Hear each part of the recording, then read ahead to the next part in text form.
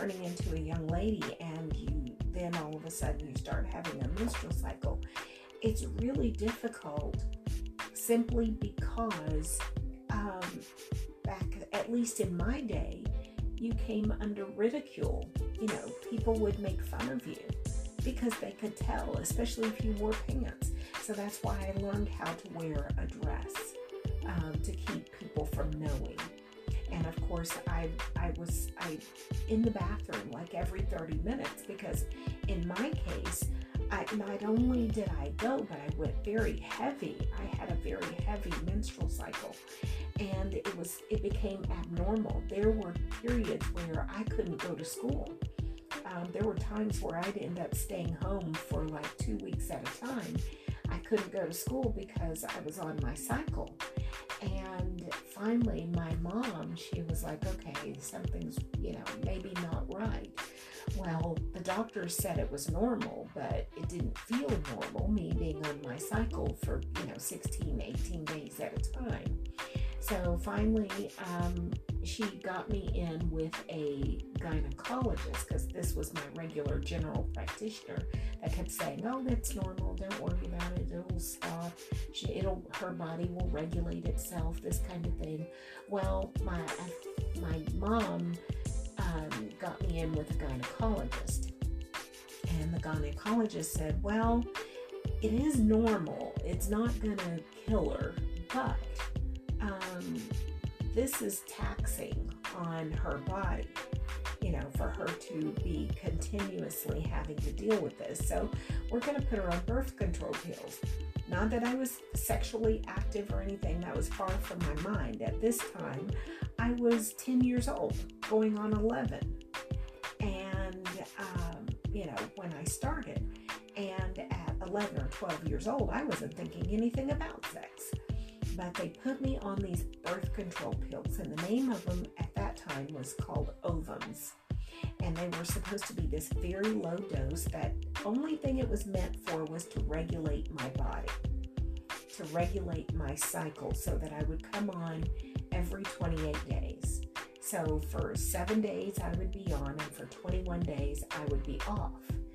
And for those 7 days that I was on, I would start out, like my first day would be really light, and then I would get heavier and heavier. And by that third or fourth day, I was, full blown, and then it would start to cycle off.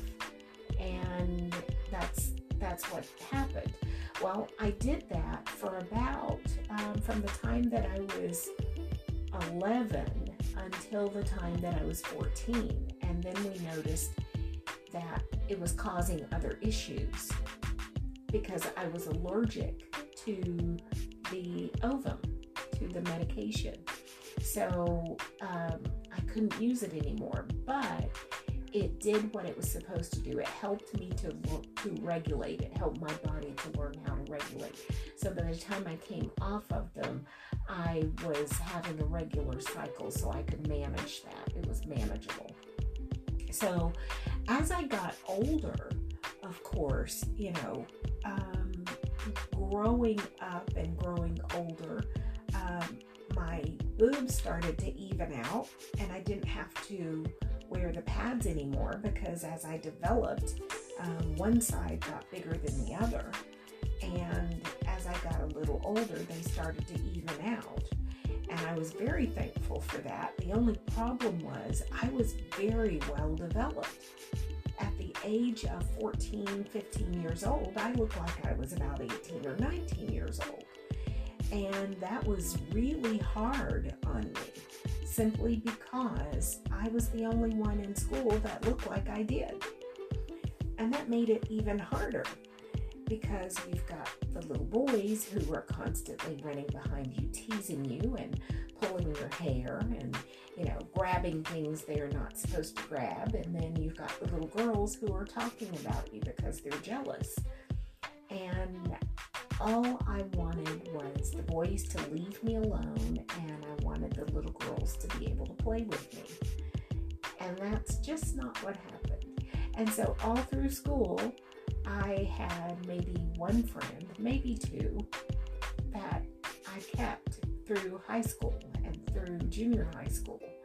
or junior high school and then high school. And so that's the way it was. And even, as I got older, because, it's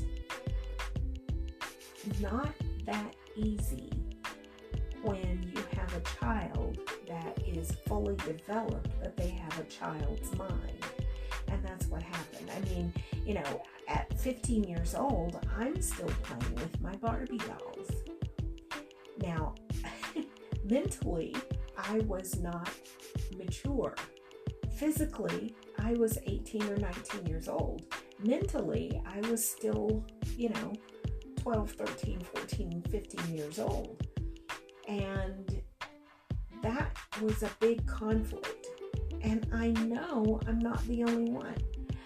I know this because I look at my grandchildren, how they are now in their different stages of development. I have one granddaughter who's 9 years old, and she has the little acorns, like my grandmother used to say.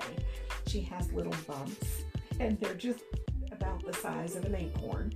And she's almost 10. She'll be 10 this year. And she's just getting to a point where she's starting to develop. But she loves to play. She loves to run around and have a good time. And I try to tell my daughter, who has gone through this, like when my children were going through this, I sat them down and I talked to them.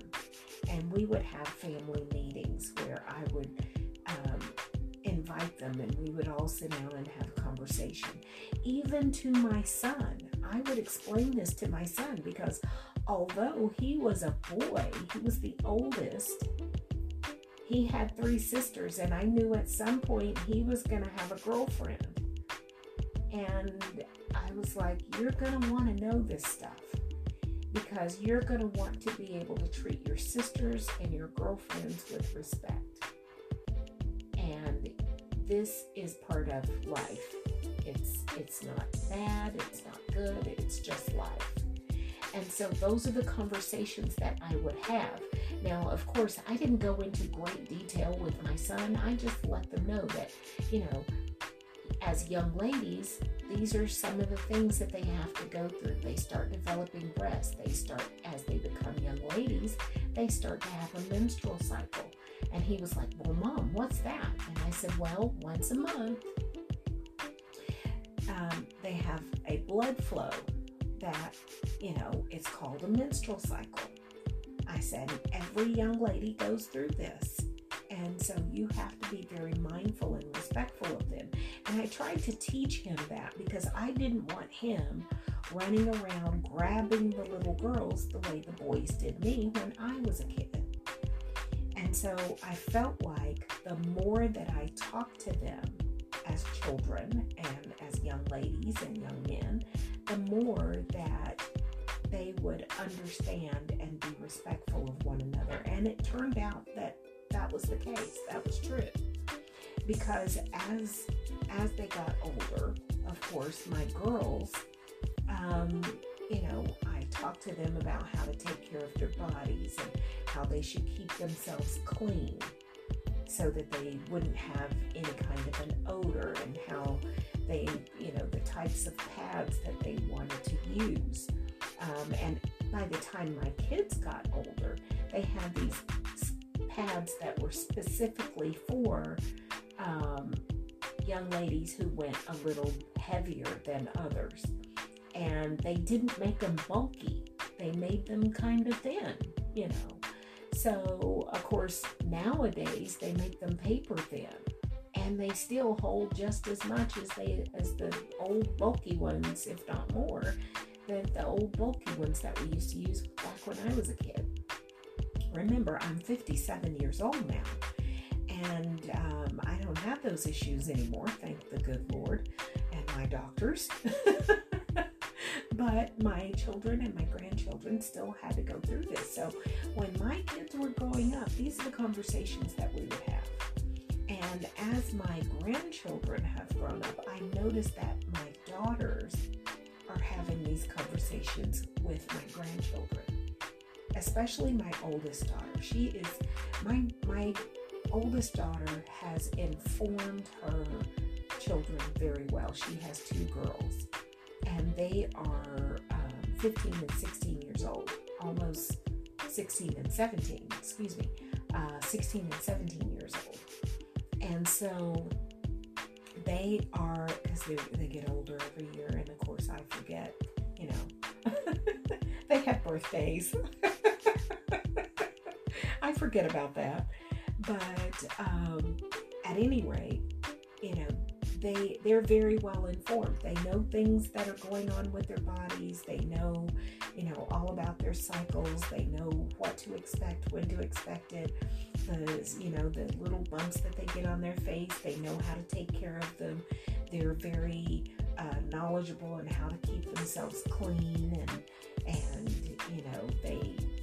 they even know how to shave their legs. I didn't know this at their age. I didn't know how to shave my own legs.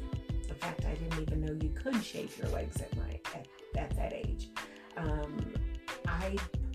Nobody ever taught me that. My mother never taught me that. My sisters never taught me that. I just did one day. I noticed I had more hair on my leg than some of my girlfriends.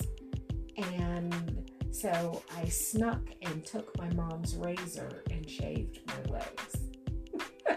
Because my mom had a razor and she used it to shave her arms and her legs. And I stole my mom's shaver so I could shave my legs, and then I put it back. But that's how I learned back then, But now my daughter, she has even taught my granddaughter how to shave her underarms and shave her legs so that, she's more presentable and she's more confident with herself. And I look at them and I'm like, they are absolutely gorgeous. Now, one of my granddaughters is really into makeup and skincare and this kind of thing. And so she's, I look at her and she puts her makeup on and she's just gorgeous. And the other granddaughter, she's into the more natural look, but her skin is flawless. So they take very good care of themselves. And I'm very pleased with that. Now, my other granddaughter, my son's daughter, she's very aware of her makeup and her skin regimen. She has a regimen. Let me tell you guys, I am 57 years old. I do not have a skin regimen.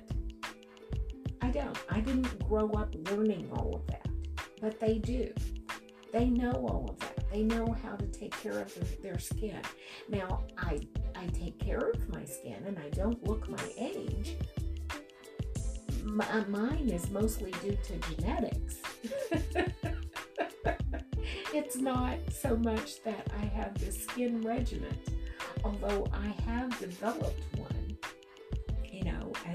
It's still in development. I've tried different things that, I'm so sensitive. My skin is so sensitive to certain things. Some things I can't use and I can't try. So I just have to do with what I can. But they have a regimen.